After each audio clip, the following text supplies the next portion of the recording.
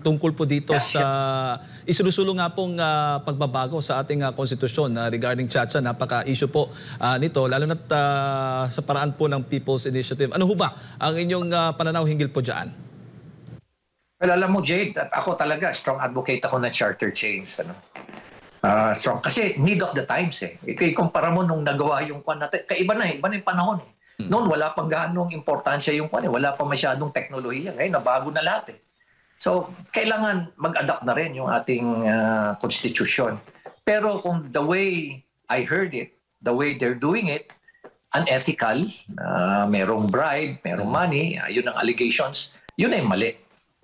Oh. Yung mali. Oo. Yung sinasabing 100 pisong bayad, kapalit ay yung pirma.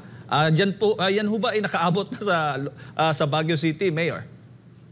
Alam mo, Jade, kung ginagawa nila yan, sigurado ako hindi nila gagawin sa Baguio. Alam nila sa Baguio good governance eh. Bawal dito, lalabas na lalabas yan eh. Kakalat kagad. Kaya siguro takot din sila rito sa Baguio gawin. At sa tingin ho ninyo, napapanahon na rin. Lalo na ngayon, parang may mga advertisement na, mga patalastas, single nga po dito sa Chacha, ang naipapalabas na sa ilang mga networks. Yes, so sabi ko nga sa iyo, ako especially do sa economic provisions, kailangan na rin baguhin. Pati na rin siguro sa mga ibang mga political provisions noon, kailangan na rin baguhin talaga. Para talagang umabante tayo. Kasi nangyayari ngayon, paatras na tayo. Isipin mo na lang,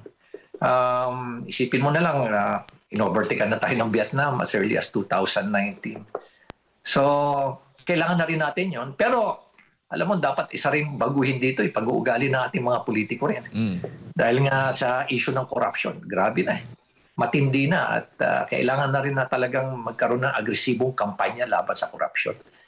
Kasi sobra na talaga. Sobra na.